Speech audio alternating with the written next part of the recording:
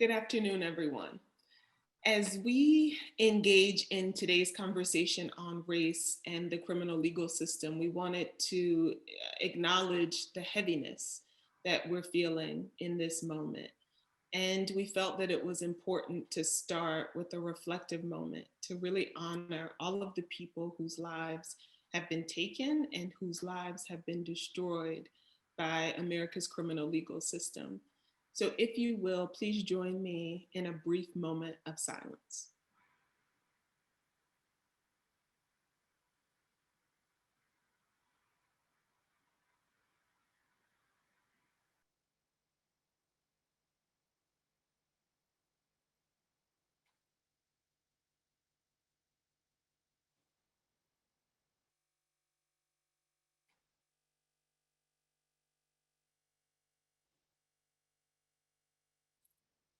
Thank you. I don't know about you, but that felt really good to hear Dr. Violin playing Lift Every Voice and Sing. Thank you all for being here today. My name is Dr. Nika Jones Tapia. I am the Managing Director for Justice Initiatives at Chicago Beyond. I'm also a clinical psychologist, and I'm also the former warden of Cook County Jail here in Chicago, where I am at least. These issues that we're talking about today are incredibly important and personal to me. And at Chicago Beyond, we have been working with systems so that we finally stop failing Black and Brown people and communities. And if you're not familiar with our organization, we're an impact investor that was created just 5 years ago by Liz Dozier. And we're hosting this conversation because we were designed to back the fight against the inequities that many of us see that are pervasive in our Black and Brown communities. And we do that by investing in individuals and ideas and organizations that back that fight with us. The reason we're having this conversation today is really twofold. One, because we understand that today's systemic issues are all interconnected. And the history of how we got here is long and complex. And two, because we wanted people to understand that history and because we recognize people want to understand that history, but they don't necessarily have an entry point in. And so today we wanted to provide that context and talk about these issues in a way that helps all of us to understand that interconnectedness and what we can do to actually create a radically different future. Now, I have to acknowledge that today's conversation is not an easy one to have. And I think it's not easy because we see this picture playing out time and time again. Every time we turn on the news or our social media, we're seeing another father, a mother, a son, a daughter, someone's loved one whose life is being taken too soon at the hands of police. And I ask you to allow yourself to sit with this discomfort of this conversation and allow yourself to feel, because that's where compassion exists. And more than anything, we need compassion right now. I also ask that you give yourself the space and the resources to heal because of the heaviness of this moment that we're in. And so in the chat, we'll provide a few resources that may be helpful. And lastly, I ask that you feel free to disengage from the conversation when and if it becomes necessary for you to do so. Like, we know we need to have this discussion, but we also want to be responsible to you, our community. And I could think of no better person to join me in this discussion than Dr. Khalil Gibran Muhammad. Dr. Muhammad is the Ford Foundation Professor of History, Race, and Public Policy at Harvard Kennedy School. He is also the director of the Institutional Anti-Racism and Accountability Project. He is the co-chair of a National Academy of Sciences report on reducing racial inequalities in the criminal justice system. And he is also the author of the award-winning book, I have it right here, The Condemnation of Blackness, Race, Crime, and the Making of Modern America. Please welcome Dr. Muhammad.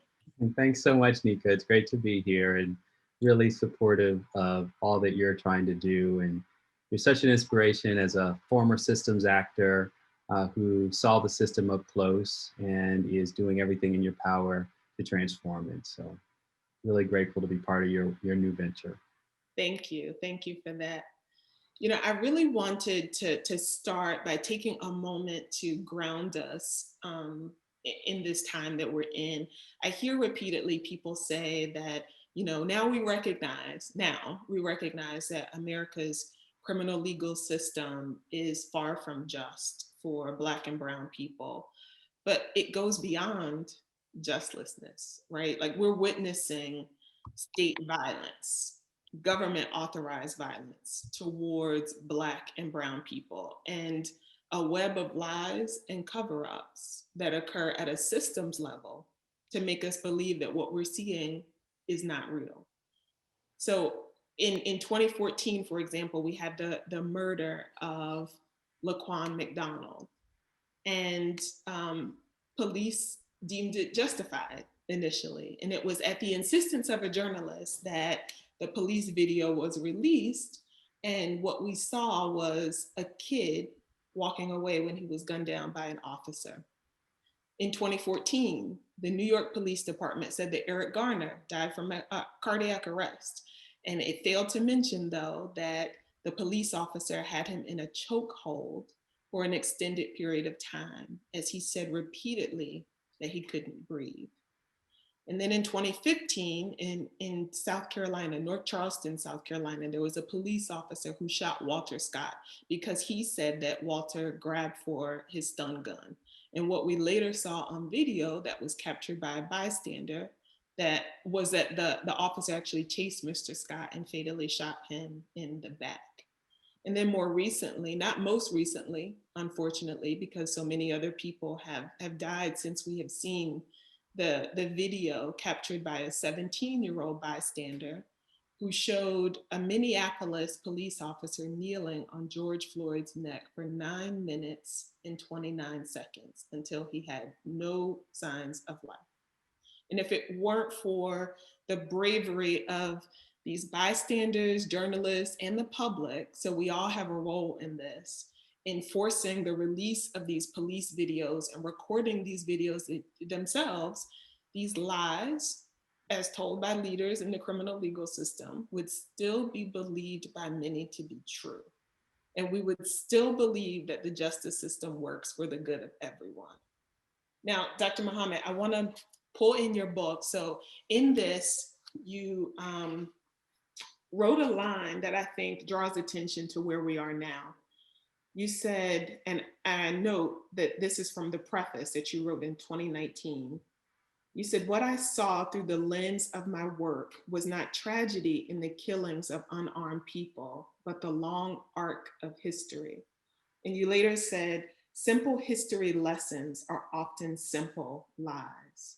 And I know I have not received a full history lesson in where we are. So I wonder if you could start us off by sharing with us what we get wrong about history, what's missing, and how that relates to the criminal legal system that we experience today. Yeah, Nico, such a powerful moment of historical reckoning that is happening in this country. And I wish I could say that it's universal. It's quite uneven, and there's tremendous backlash against it. So I can never take for granted what version of history people have in their heads. But on occasions such as this, I'm always honored to have an opportunity to share some historical lessons that I think are underappreciated. Some of this is familiar to justice actors, but I think when we take in the fullness of the context, it's really powerful to see. So if we could start with the first slide, that'd be great. I just want to set the scene, of course, that so much of what we understand about the criminal justice system today grows out of a sense that we've moved past this history. And there are varying degrees of comfort level with that. And some people say absolutely not. And of course, this is debatable in terms of how we interpret the past. But the evidence is very strong in the direction of continuity rather than change. And where the change comes into play is often in the mechanics of the system. But the logic is what I'm interested in. So if we move to the slide, we have here the moment just 2 years after the end of slavery. The 13th Amendment has abolished slavery. The 14th Amendment has not yet been passed, which is the basis of equal protection and due process laws, essentially the basis of civil rights in the nation. Nobody would have civil rights in the way that we understand them today were it not for African-American freedom struggles. And so this is from Harper's Weekly, and I'm sorry, from Leslie's Illustrated, Harper's Weekly and Leslie's Illustrated were two prominent magazines at the time. And this shows a Black man being sold at auction. This is not during slavery times, this is after slavery. And the point here is that the criminal justice system became the dominant social institution for coercing and racially controlling Black people in a segregated racist South. Now, of course, 90% of the population was still Southern at the time, before the Great Migration period. And so fairly quickly overnight, the criminal justice system balloons. A place like Alabama literally has its prisons at 99% white in the 1850s. By the 1880s, it's 85% Black. And I always ask my students, I say, well, where did all the white criminals go? Exactly. It wasn't that they stopped committing crimes, it's that criminal justice has always been a discretionary system. There are many more acts of lawbreaking than there are people who are arrested, convicted, and punished for them. And so we make choices. Okay, so if we have the next slide, by 1890, the US Census showed within one generation, if slavery ends in 1865, 1890 is one generation later, we see a racial disparity. And in a call today where I know we have so many people who are system actors or advocates, we understand this, except the first national discussion about racial disparity was not one about changing the system or about talking about systemic racism. It was one that proved the point that this whole freedom thing, this whole abolition thing was a threat to modern society. Next slide, please. And so we had translators, a person like Frederick Hoffman, who noted that while Black people were 12% of the population, they were 30% of the nation's prisoners. And this was proof that Black people had a crime problem. In fact, he said something that we often hear, even in the Black community. Often it's meant to be said in a way to like stir people to action. But if you think about the logics, not the way the systems work, not surveillance and algorithms and ankle monitors, which of course didn't exist in the 1880s and 1890s. But if we think about the logic here basically says, if you're a Black man growing up in America, you have two choices: either a life of crime or in which it ends poorly, right, in death, gang violence, or an early grave.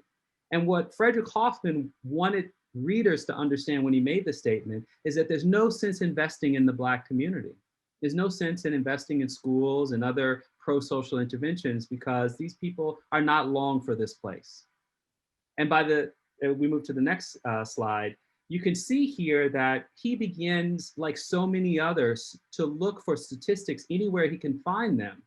He notes here in this book, 1896 published, that prison and arrest statistics from Chicago, Philadelphia, Louisville, and Charleston is kind of a scattershot of places because it was a scattershot of statistics.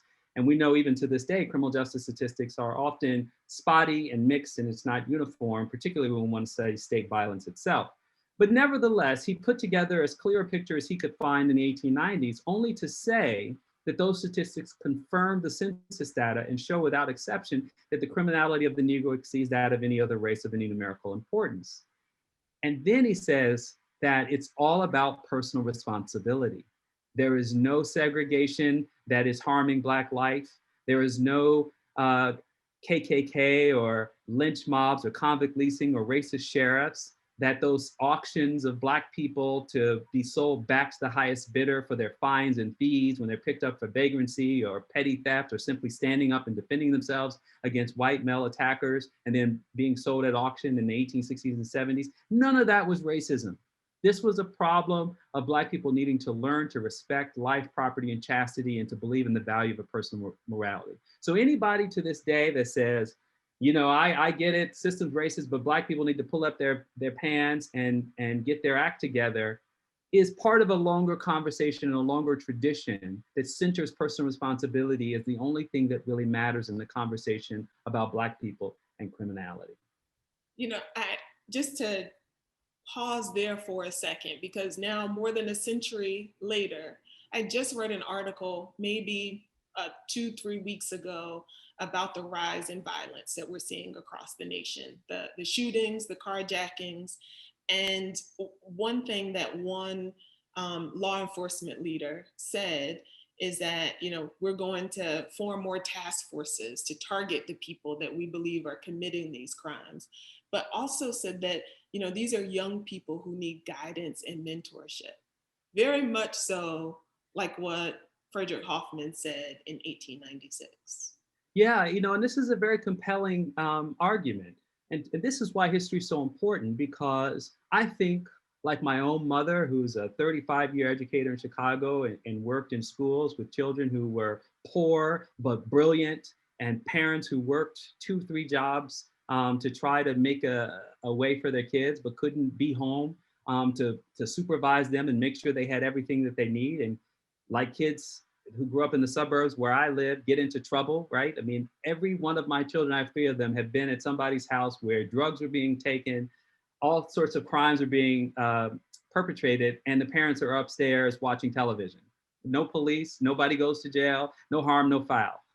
so, so the circumstances of our youth have just simply been criminalized, and the circumstances of a Black life have been divested of the same opportunity structures, which is a double whammy for a kid.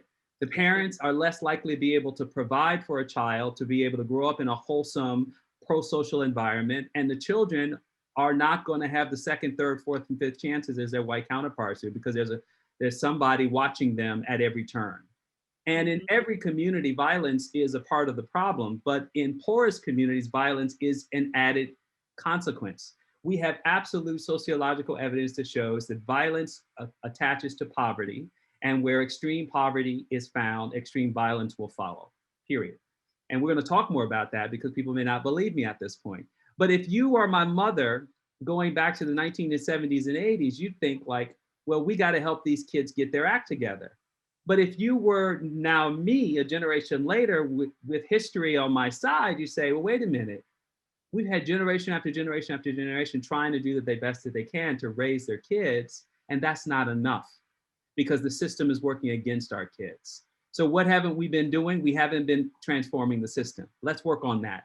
And I believe that most parents are doing the best that they can, because what we know is that most kids actually are doing right by themselves and their communities.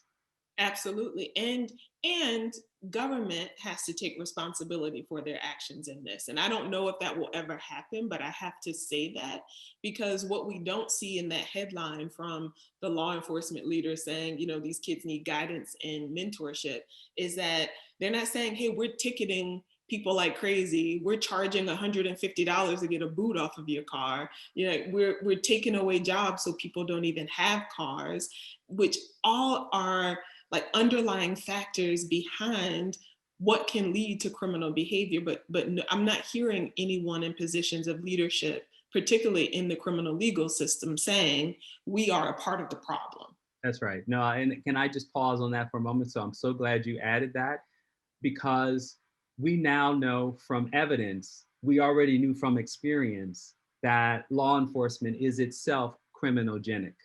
Yes. That contact with police make it more likely that you will end up committing a future crime, partly because it is alienating in and of itself. Also, violence begets violence. And so when police officers routinely bully people, assault them, commit battery, let alone when we talk about unarmed killings. I mean, we don't know, we cannot account for the multiplier effect of John Burge's torture chamber in Chicago stretching over 2 decades. We simply can't measure it. Our social scientists have no ability to be able to measure the impact of what happened to those people. And that's just what we know. So we have to be honest about the relationship of state violence itself in contributing to the conditions of violence within our communities. We're gonna put a pin in that. I wanna also talk a little bit about how criminality is ascribed, particularly to Black people, and how that relates to this complex problem of policing and violence in America. Like we talked about earlier, it tends to be, Black criminality tends to be rooted in Black dysfunctionality. Will you talk a little bit about that? Yeah, so I want to jump up to some more slides because the story here about about the race relationship of state violence and the Black community is another familiar theme. So you and I are native Chicagoans. Chicagoans know that we are up south from Mississippi. My mother's side of the family came from Mississippi, although I'm essentially third generation. My mother's mother was born in Chicago, which more or less takes us back to the Great Migration. So in this image, this is a famous image from the 1930s during the Depression of young Black children growing up this is at the King Drive Boulevard area of the 40s, the south side of Chicago, not too far from Hyde Park. And this is a moment where Black people are escaping one step ahead of lynch mobs, which have criminalized every form of Black freedom. You simply have to accept your subordinated position of, what Allison Davis, the famous University of Chicago anthropologist, called caste in America, or be subject to outright lynch mobs or a criminal conviction. Those are your options. Like, be a second-class citizen, get killed by a lynch mob, or work on a convict lease contract. So when Black people comes to Chicago, they face the racism of the North. Next slide, please. And the famous killing of Eugene Williams, a 17-year-old who's swimming in Lake Michigan, is not met with the sympathy of the liberal North, is met with a vicious mob of whites who have now used the occasion of Black death as a reason to put Black people in their place. And so several days of rioting, of whites attacking the Black community, Black people fighting back. The arrest ratios were through the roof. Where most people arrested are Black people. Next slide. Here is an image of a stop and frisk in the midst of the riot itself. Black people are being disarmed because the point is that Black people have no right to defend themselves against white violence. And we don't think that has an alienating effect on Black men, some of whom will turn inward with regard to that kind of treatment. And then that gets baked into the relationship as things move forward. And so what comes out of this report is the first blue ribbon report on police brutality. Next slide, please. And we have criminal justice officials who are all white testifying to this commission, which was led by a Black man named Charles Johnson, who was a University of Chicago graduate student, admitting that there is racism throughout the system and that criminal justice officials are admitting freely that they target Black people, they pick them up without excuse, they let white people go when they're not sure whether they committed an act of crime or not. And in the end, they recommend, although not listed on this slide, they recommend that unconscious bias is a contributing factor, and they'll work on that with training. Can you believe that? 100 years ago, this report comes out and it recommends that unconscious race prejudice is a problem and we need training. So next slide. Fast forward to the Kerner Commission of the 1967 investigation that Lyndon Baines Johnson called for. Here, Otto Kerner, Illinois governor, is positioned yet again to lead this work. And it comes basically to the same conclusions. And in fact, Kenneth Clark, the famous social scientist, he and his wife who did the doll studies, are actually, he testifies before the commission. And he's so frustrated because he's lived long enough to say, I'm seeing the same thing play out over and over again. I read the report of the Chicago riot in 1919, and as if I were reading the report of the investigating committee of the Harlem riot of 1935, of the investigating committee of the riot report of 43, of the McCone Commission, which was the Watts riot in 65. I must again say in candor to you members of the commission, it is a kind of Alice in Wonderland with the same moving picture reshown over and over again. Same analysis, same recommendations, and same inaction.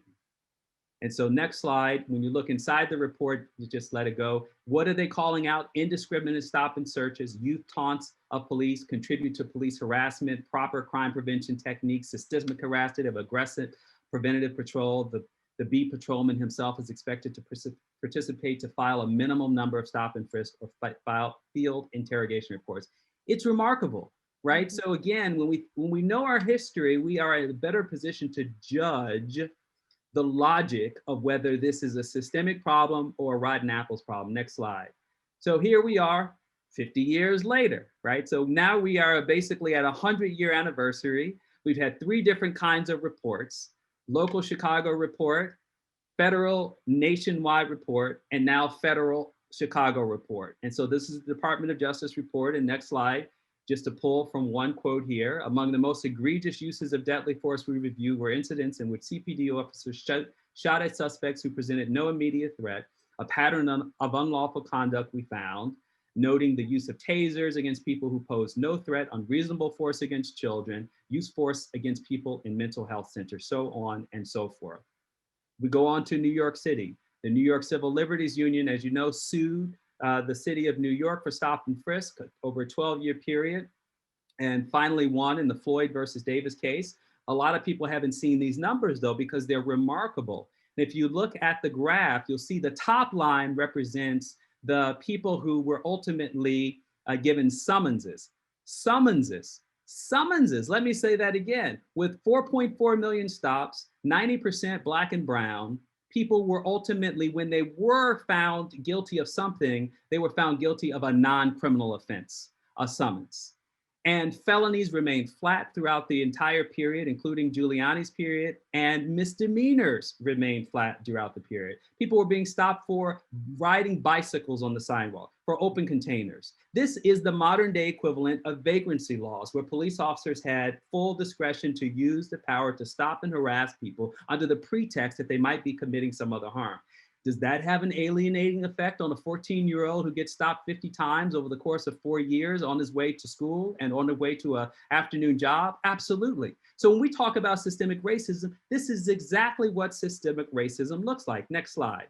And yet, as recently as our presidential election of 2020, here we have Michael Bloomberg a few years before defending stop and frisk. This is the liberal mayor of New York City who had a lot of support from Black folks from one coast to the other, basically saying, I don't think we stopped Black people too much. I don't think we stopped them enough. And ultimately insulted people who were criticizing the system for not understanding the logic of math. And then fast forward, next slide, as recently as 2017, America's top cop, Bill Bratton, gave a kind of retrospective speech at the Heritage Foundation, which, by the way, the deposed Gary McCarthy, you can see it in the video, the former police chief during Laquan McDonald's execution, is in the audience listening to Bill Bratton. And Bill Bratton is a very sophisticated speaker. He's a smart guy, and he actually talks a lot about the bad history of America. But in Bill Bratton's mind, there is a line in the chronological sands of time between the bad past and the okay present. And for him, that line is the late 1960s and 70s. He literally holds up a copy of the Kerner Commission report and says he had to read it when he passed the sergeant's exam as a Boston cop in the 1970s.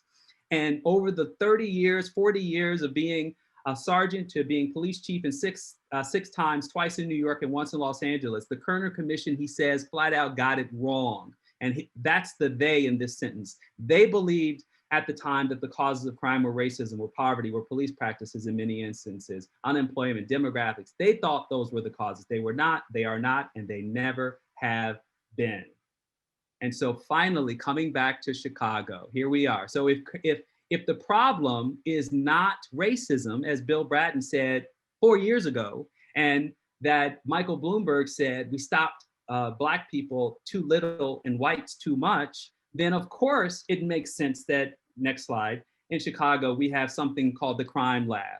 Not the racism lab, we have the crime lab. And this led by the work of Jens Lutwig, which is essentially cognitive therapy and mentoring for young people. Now, to take nothing away from the grassroots organization where this work began, everything can help a young person be inspired to live their best lives. But this is not a system response to a system problem of policing or racism in our society.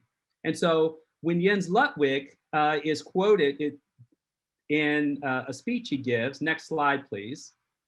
Here he is describing the work of the system. He essentially says, so the argument is people are engaging in violence because they are exposed to the root cause factor, poverty or moral poverty. And by moral poverty, he meant that they have no good home training, right? They don't know right from wrong.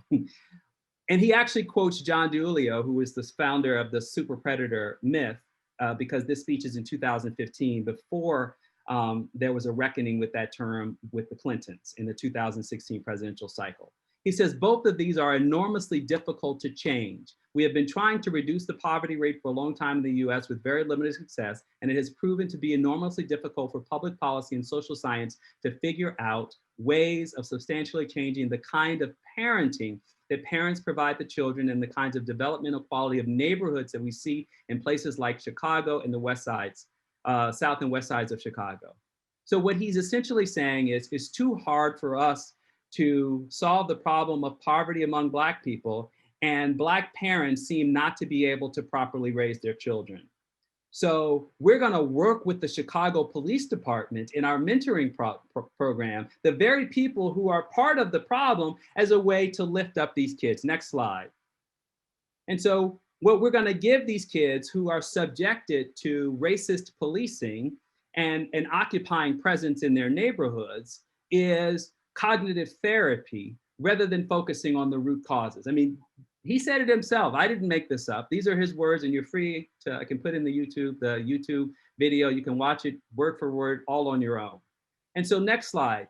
It makes sense that as a nation, this is where we are stuck, because Jens Ludwig's worked directly with Gary McCarthy, now working with Lori Lightfoot. Mayor Rahm Emanuel was a big part of this program. And guess what? This program became the basis of My Brother's Keeper under Obama. And if you remember, when My Brother's Keeper was announced, the parents of Trayvon Martin and Jordan Davis were in the audience.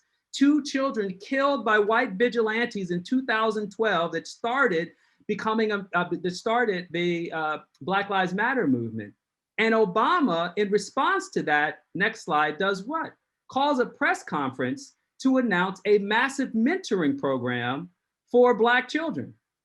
Right? This is Frederick Hoffman's legacy living out in our present day, because we're going to focus on chastity and morality amongst Black people as the solution to their inequality problem. And so Obama himself says, he tells the story of his own childhood as a way of connecting with these kids. And I was angry about it, even though I didn't necessarily realize at the time. I made bad decisions, bad choices. I got high without always thinking about the harm that it could do. I didn't always take school as seriously as I should have. I made excuses. Sometimes I sold myself short. You will have to reject the cynicism of circumstances of your birth or society's injustices necessarily define you and your future. It will take courage, but you will have to tune out the naysayers who say if the deck is stacked against you, you might as well just give up or settle for the stereotype. So with all due respect to the former president, first of all, I've never heard anybody say that systemic racism means you might as well give up and not do anything. It's a straw man argument. We can do both things. We can recognize that COVID-19 is a deadly virus and still take responsibility for making sure we don't get it. And that's the same problem. Systemic racism is a daily virus, which we ought to teach our children to understand how it works. And we can take responsibility for not getting caught up either in the self-harm that we can do as a result of it, or find ourselves in circumstances where people will take advantage of us and we didn't understand it. So I want to pause there, because I think that is the full arc of the story that begins with this racial criminalization at the dawn of Black people's freedom. That at that dawn, we were basically told, either accept inequality, which is Jens Ludwig arguing we can't solve poverty, which is Obama's argument, societal injustices shouldn't hold you back, you can still overcome them, accept inequality, or face an early grave or prison. Ooh. As you're talking, I'm thinking about the many times that I personally have thought of, I'm a clinical psychologist by profession. How many times have I thought about a program to support our young people who are dealing with the complexities of this racist system? And while I do believe that we have to have healing in our communities, I also recognize that I too can easily fall prey to that notion of this is an individual problem. Let's focus on the individual problem. And that's why we have to always have that two-pronged approach and fight systems. We have to target these systems that are causing this inherent damage to our youth and our communities. Yeah. Yeah, listen, and I'm a product of it, right? I'm a convert because I had to go to college and eventually I had to go to grad school. I mean, I was in college when Rodney King was beaten, and I didn't understand how the world worked when that happened. And so that's what led me to graduate school into history, but it wouldn't have happened for me. You know, I wanted to work on Wall Street for crying out loud in the 1980s. So these ideas are powerful and they are sticky because they become part of our belief systems. And the truth is, most of us want to believe we can control our fate because when we don't feel like we can control our fate, we feel like we have nothing. And so it is always a both and, right? We have the choice to see things for what they are and the ability to try to fight against them as well as to control our own circumstances as much as possible. But we've been lying to ourselves and to others in upholding this system for far too long. Yes, yes. Now, I'm conscious of the time. I know we have about 20 minutes left in our conversation, and I want to focus on solutions. And a few of our participants sent questions. I have them here in advance, and I want to pull in some of those. So, Alicia from Houston, she asked, what communities can do to change how policing is done? And Leanne from Lubbock, Texas asked, how can we combat racial criminalization going forward? And so to really like pull those questions together, I wonder if you can share with us what history has shown us works in terms of solutions and what doesn't work. Yeah, it's great. So we're going to go back into slide mode, but I'll move quickly here. So the next slide, in terms of solutions, first we have to do decriminalization. And anyone who's looked at Movement for Black Lives, they have a whole decriminalization schedule in terms of sex work, drugs, petty offenses. I mean, we have a schedule of crimes that people can be picked up for just about anything, saddled with fines and fees, and end up in jail. Dante Wright was killed over a traffic violation that he didn't get his Zoom notice because the message bounced back. So when we talk about decriminalization, we're talking about scaling back on the very notion that some people are criminals or the groups that they're associated with. And so this is kind of Hollywood's version of Once Upon a Time in America, when America, you know, had a problem of white immigrants and their crime because they were poor and isolated. Next slide, please. And sociologists studied the problem. They called out the Irish as having the highest rates of petty crime and the Italians for moral major felonies, for quarrels, which are a serious affair, for flashes of anger, which mean a knife thrust, one must go to the Italian quarters. We grew up in Chicago. We know what this means in terms of our own city. And even Hoffman himself called out the Irish and the Italian as having a crime problem with their arrest rates decidedly above the average, but also noted that it was small relative to Black people. Next slide. And so the response to this at the end, in terms of progressives, was to help these people and to change the system. And so when we talk about that, Nika, we're not talking in the abstract. We're talking about history. The precedent for dealing with a community who's suffering from high rates of crime is to first see the problem as symptomatic of their inequality that is both class-based or economic-based, as well as social exclusion and cultural isolation. Those are the recipes for decriminalization. Render exogenous the source of the problem. The problem is in our society. And therefore, we fix society to increase the likelihood that people and individuals will thrive in that society. And so what did that look like up close? In this organization, which was literally a prisoner reentry organization in Chicago, they said, so I won't spend a lot of time on this. I encourage you to see this up close in the book.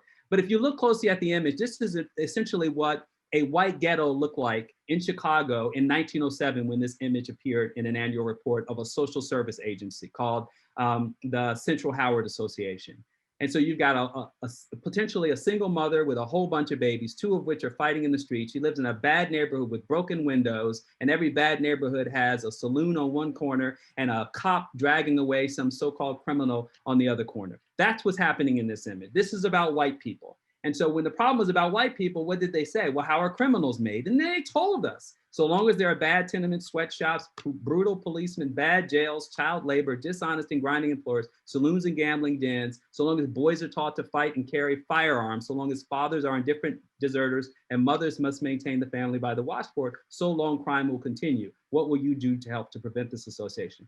This is as close to an apples and apples comparison that we can come up with to understand when white people were in the same position as Black people. This is before the Great Migration. What was the analysis? There was no personal responsibility. There are no sheriff's auctions. There's no lynch mobs. This is about helping these people by looking at the social and economic origins of the problem. Next slide. And so, of course, we got the first alternative to incarceration, which was the juvenile court system. The juvenile court system wasn't built for Black people, it was built for white people. Jane Addams was an architect of that system, wrote extensively about it, justified the system, led an effort to put playgrounds all over the city as a form of public recreation, to create a social infrastructure to support kids, not as individuals, in mass. And so she wrote about in this book. She said there are 15,000 white youths coming before the Chicago Juvenile Court in 1904 for everything from vandalism and drug-related crimes to white-on-white violence. She described the grisly details of a gang-related shooting where a Polish youth shot the brains out of an Irish boy and wrote, "This tale could be duplicated almost every morning. What might be merely a boyish scrap is turned into a tragedy because some boy has a revolver." Sound familiar? My goodness. She demanded public policy solutions, and she did call upon private philanthropy and public recreation, police reform, social work, recreation. And then finally, she rejects personal responsibility. In her own words, we certainly cannot expect the fathers and mothers who have come to the city from farms or who have immigrated from other lands to appreciate or rectify these dangers, nor could we expect the young people themselves to kill the cancer of modern city conditions. You can read the book on Google Scholar or Google Books on your own. You don't have to take my word for it. Next slide. And so we get Al Capone, the famous Italian-American gangster who wreaks havoc in the city, causes the country to pass Volstead Acts and criminalize prohibition and bootlegging, all this stuff. Next slide. We see these kinds of high-profile crimes committed by white ethnic men, holding up buses in broad daylight. Do you know what the solution in the end to prohibition was? Not more prohibition, was to reverse prohibition, because it created even more incentives for an underground economy for white ethnic men who felt alienated from society to settle their differences of an underground economy with violence, not with courts or with business deals. And so they rolled all of that back, and in place, what did they do? Next slide. They built a rehabilitative criminal justice system, put baseball diamonds inside of prison walls, built movie theaters to test the new era of gangster films in the 1930s so that these guys could tell them what was authentic and what wasn't for James Cagney and other gangster films of the 1930s. Next slide. Even inside of these prisons, Black people complained about the fact that they couldn't get the same opportunities that were being doled out to white men inside prison. Can you believe that? Segregation inside New York City's prisons. Here is a probe that Black people are actually complaining about. I won't read this one in the interest of time. Next slide. So what we see happen is by the 1930s, the progressive era work of Jane Addams and others moves into the New Deal era, which then creates what the political scientist and historian Ira Katz-Nelson calls was an era of white affirmative action, collective bargaining, home ownership more guarantees, economic rights, essentially massive redistribution and investment in the very communities that had been stigmatized and targeted by their poverty and had been subjected to criminalization are now getting huge economic benefits so that they can become part of America's middle class. Next slide. What did Black people get? Redlining. Next slide. What else happened? Last hired, first fired at the factory gates, and then deindustrialization happens. So when William Julius Wilson writes about this in the 1990s, he's talking about the legacy of that process. Next slide. And so the same areas that represented redlining are the same areas that represented the economic wealth gap and income gap for Black people. So all those red and beigeish areas are the south and west sides of Chicago, where Black people are well below median household income in the Chicago area. Next slide. And so in the midst of a drug epidemic for white people, what do they get? They get a public health response. And so here is the governor of New Jersey, where I live, talking about we can't find the true measure of our compassion by locking people up. We have to help these people. Next slide. And so here is an image from the New Yorker a couple of years ago where police officers are coming together to save people in Dayton, Ohio from their opioid epidemic because they're going to deliver Narcan at the scene. They're not going to arrest their way out of the opioid crisis like we tried to arrest or build as many prisons as we could in the midst of the crack epidemic problem. Next slide. And of course, the former president himself was willing to spend billions of dollars to help these people with their opioid crisis. not with a drug war, but with a public health response. And so finally, if we take the long arc of history, if we come full circle 100 years from the 1920s when the Chicago report came out, next slide, this is the solution, right? The solution for investing in communities where we see crime as symptomatic of a failure of the social contract, and then to repair the social contract with housing, with jobs, with collective bargaining rights, with the cultural infusion of belonging that was so important for those white immigrant communities. And so here is a prominent Black attorney in 1925 talking about the solution then. It's unfortunate that we didn't listen. The time has come when the police of this city must be made to realize that the constitutional rights of the commonest citizen cannot be trampled upon with impunity. Prominent Black attorney Roy Wood said in 1925, the time has come for redistribution of justice. Thank That's you. it. Please stop Thank sharing. you for that. I'm recognizing that we have had, quite a bit of commentary about the role of system actors. But I'm wondering if you could speak for a second about what the role, because we have people engage with us today who are in education, who are working in nonprofits. Like, what role can people play with revolutionizing this system as we have explained it today? Well, I think we have to figure out ways to not be complicit with the same old, same old. I mean, we can rationalize a lot of ways in which being part of something is better than not. That if we hold out for next year, we can get the right program in place because this year it's not going to happen. And I'm not saying I've lived my life perfectly and worked in every organization that was on the right side of these issues. I'm at the Harvard Kennedy School, and I've been beating my head against the wall for now going on 5 years for an institution that helped to build this system. Bill Bratton, in that same speech I quoted from, gave credit to Edwin Meese, former Attorney General under Reagan, for doing these executive sessions at the Kennedy School, where they basically built stop and frisk policing, or at least built an innovative form of it inspired by broken windows policing.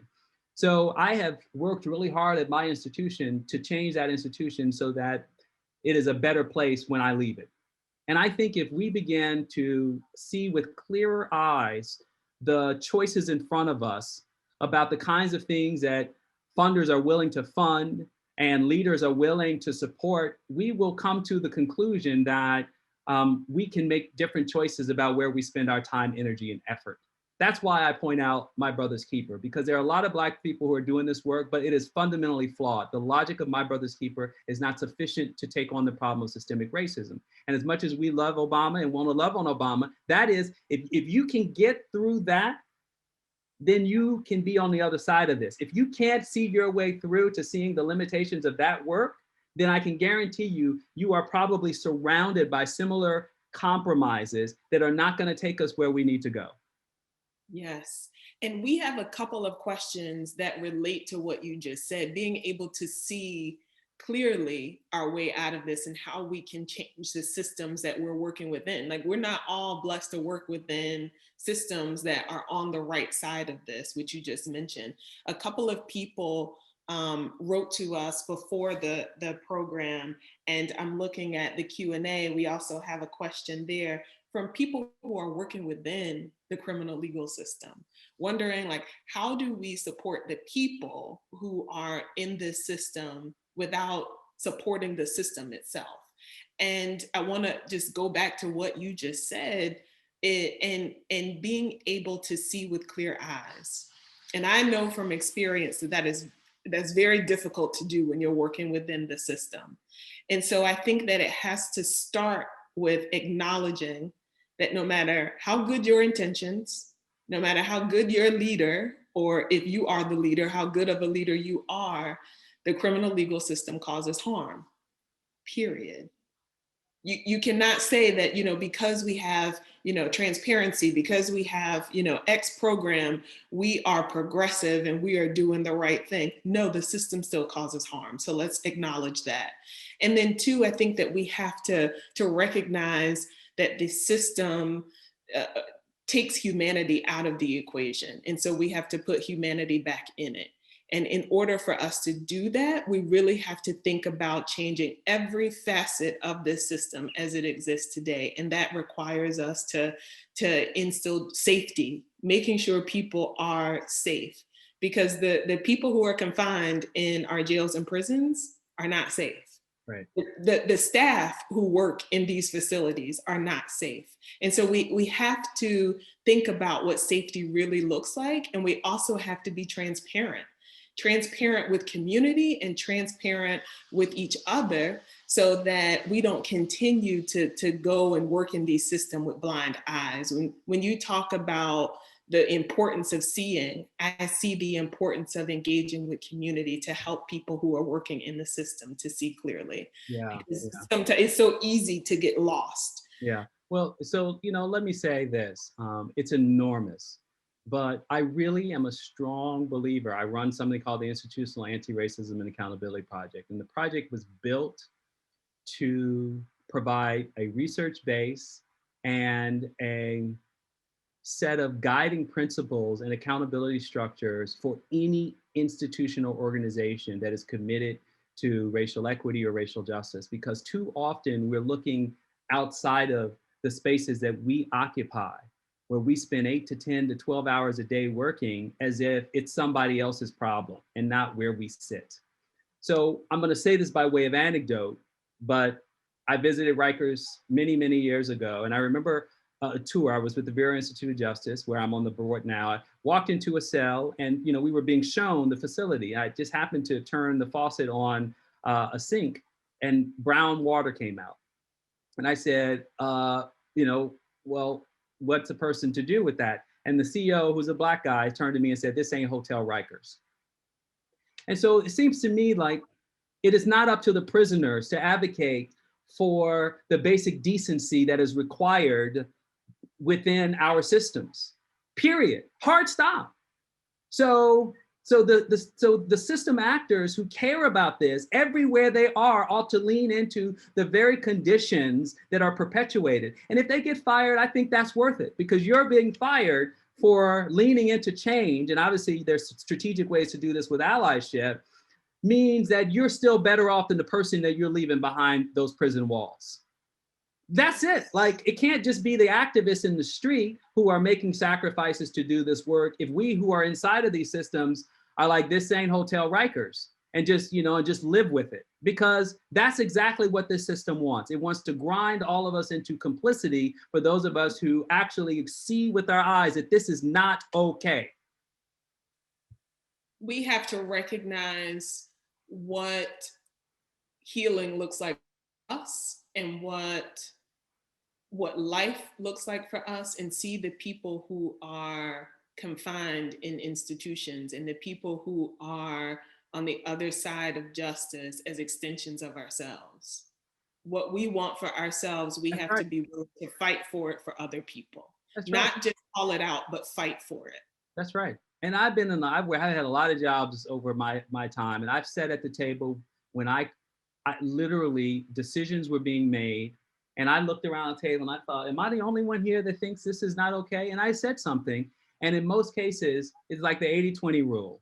In this case, only 20% of the people, myself and one or two others, would speak up, and everybody else would just sit there and listen and watch. And so who bears the burden for that complicity and silence? We do. Black Yes. people do. Brown people do. Yes. So if, most of the people on this call happen to not be Black or brown, then find some courage in those spaces to say, I can't be part of this. This is not okay. Anyway, I'm a tenured professor, so people might say, oh, he can do whatever he wants to do. I wasn't always a tenured professor.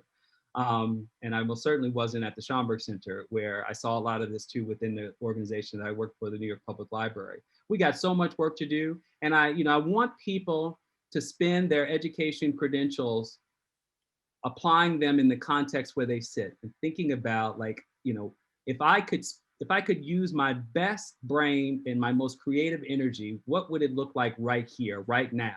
Not figuring out how Kamala becomes the next president, not figuring out, what's happening in Lori Lightfoot's inner circle, but figuring out where I am sitting right now. How can I bring my best self to make this system different and deserving of the dignity that our clients should have? Yes, yes. And we have just 2 minutes left. I cannot believe an hour has gone by. I can sit and talk to you for another hour about this. But I wanna end with the question of about hope. Hope is essential to progress. You wrote that in your book. And I want to ask you, how do we hold on to hope? Yeah. But we hold on to hope because if we think about the people that we love in our lives, um, and we think about what it means to make the sacrifices and commitments to those loved ones, then we know what we are capable of when we have proximity, right? This is what Stevenson talks about. So you and me, have to have hope that the circle of proximity will grow for people who haven't thought about anyone else but their own. Because Black people have never had the luxury of only thinking about a quote unquote nuclear heteronormative family. They've had to think about the we in their community. And this is a white people problem, I'm sorry to say. White people created these systems, white people have benefited from these systems, and white complicity allowed these systems to fester. So for me, the hope has to be that more white people will show up at work and will lean into the kind of change and will demand accountability for their coworkers and the people who run these institutions that for far too long they have not been willing to do. Thank you. Thank you for that, Dr. Muhammad. And thank you for joining us today. We are at our hour. If anyone wants to engage further in this conversation, please feel free to reach out to us at chicagobeyond.org. We will be happy to send along information about how to bring humanity and compassion back into the criminal legal system. And we're pleased that you were able to join us today. We hope that you will join us for future engagements. Thank you again, Dr. Muhammad. Thank you very much, Nika.